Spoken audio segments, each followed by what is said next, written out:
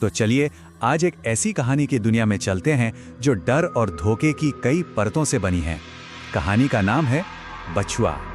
कहानी की शुरुआत ही इन लाइनों से होती है और सच कहूं तो ये लाइनें सुनते ही एक अजीब सी सिहरन महसूस होती है।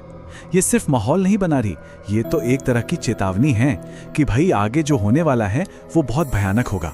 तो कहानी का पहला हिस्सा है एक अनचाहा सफर, और यहीं से हम किरदारों से मिलते हैं और देखते हैं कि कैसे उनकी अपनी परेशानियां उन्हें एक बड़े खतरे की तरफ धकेल रही थीं। तो कहानी में है 3 दोस्त, आशीष, पायल और सुरभि। सब नॉर्मल चल रहा होता है, तभी सुरभि एक अचानक वाला प्लान बनाती है। कहती है चलो बाराबंकी चलते हैं, मेरे पापा के पुराने गेस्ट हाउस। और बस यही वो एक छोटा सा प्लान था जो उनकी पूरी जिंदगी को पलट कर रख देने वाला था। अब जो आशीष है ना, वो पहले से ही काफी परेशान चल रहा है। एक तो पढ़ाई का टेंशन, ऊपर से अपने पापा के साथ भी रिश्ते ठीक नहीं है। मतलब वो दिमागी तौर पर पहले से ही एक बहुत कमजोर हालत में है, और यही कमजोरी आगे चलकर उसे एक आसान निशाना बनाने वाली थी। और यहीं पर कहानी में एक बहुत ही जरूरी चीज आती है, एक ताबीज। ये कोई मामूली ताबीज नहीं है, ये उसकी माँ का दिया हुआ आखिरी तोहफा था, एक तरह का सुरक्षा कवच। इस ताबीज को याद रखिएगा, क्योंकि आगे कहानी में इसका बहुत बड़ा रोल होने वाला है। और देखिए किस्मत कैसे इशारा दे रही थी। एक चेतावनी जो उनकी आंखों की ठीक सामने थी, पर किसी ने ध्यान ही नहीं दिया। एक अखबार की हेडलाइन जिस पर लिखा था कि पूर्वांचल एक्सप्रेसवे पर एक बच्चे की मौत हो गई है। उन्होंने इसे बस पढ़ा और भूल गए। और अब कहानी उस मोड़ पर आती है जहां से ये सिर्फ एक रोड ट्रिप नहीं रह जाती। यहीं से शुरू होती है सड़क पर वो खौफनाक दस्तक। यहीं पर एक फैसला लिया जाता है जो सब कुछ बदल देता है। आशीष मना करता है, वो कहता है कि जाने पहचाने रास्ते से चलते हैं, लेकिन पायल की जिद के आगे उन्हें पूर्वांचल एक्सप्रेसवे लेना पड़ता है। वही रास्ता जो उन्हें सीधे खतरे के मुंह में ले जाने वाला था। और फिर वही होता है जिसका डर था।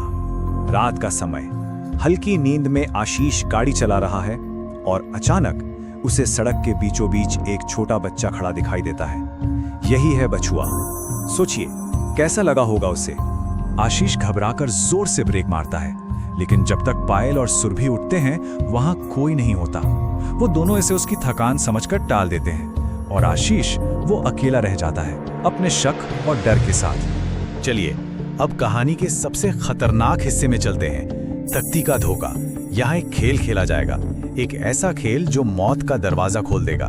तो सब गेस्ट हाउस पहुंच जाते हैं और सुरभि अपना असली प्लान बताती है, ओइजा बोर्ड। आशीष जो पहले ही सड़क वाली घटना से डरा हुआ है, साफ मना कर देता है, लेकिन उसकी कोई नहीं सुनता।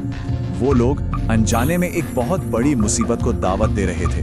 अब जरा इस सीन के टेंशन को महसूस कीजिए। वो पूछते हैं यहाँ कौन है, और प्लानशीट वो धीरे धीरे SONA स्पेल करता है, आशीष की माँ का नाम।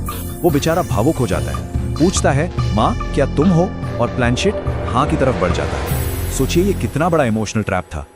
और फिर बोर्ड एक चेतावनी देता है, BACHWA बछुआ, और उसके बाद लिखता है TEMPL और BREAK यानी मंदिर और तोड़ना। और यहीं पर उनसे सबसे बड़ी गलती हो जाती है। उन्हें लगता है कि आशीष की मां उन्हें बछुआ से बचाने के लिए मंदिर का ताला तोड़ने को कह रही है, और इसी गलतफहमी में वो उस काम को करने निकल पड़ते हैं जिसका अंजाम बहुत ही भयानक होने वाला था। यह है मंदिर का राज। अब वो उस बोर्ड की बात को भगवान का संदेश मानकर सीधे मंदिर की तरफ भागते हैं। उन्हें लग रहा है कि वो हीरो हैं, कि वो एक बच्चे के भूत से खुद को बचा लेंगे।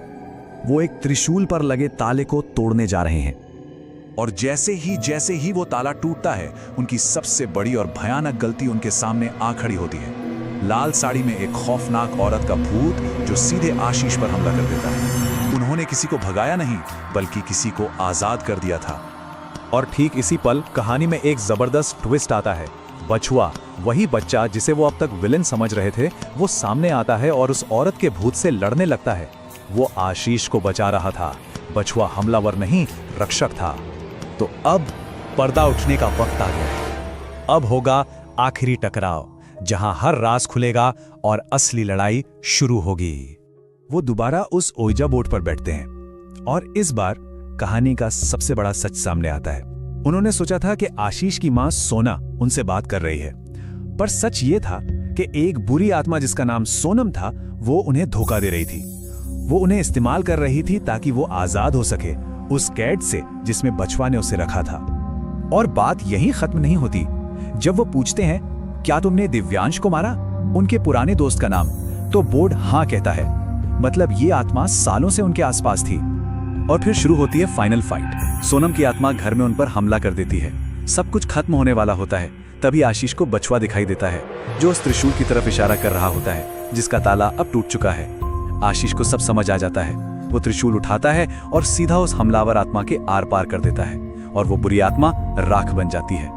सब खत्म होने के बाद बछुआ आशीष को देखता है और एक हल्की सी मुस्कान देता है, मानो कह रहा हो कि मेरा काम पूरा हुआ, और फिर वो गायब हो जाता है।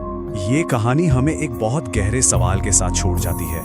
जरा सोचिए, अगर वो आत्मा जिससे हर कोई सबसे ज्यादा डर रहा है, असल में वही उसकी इकलौती रक्षक हो, तो फिर असली राक्षस कौन है?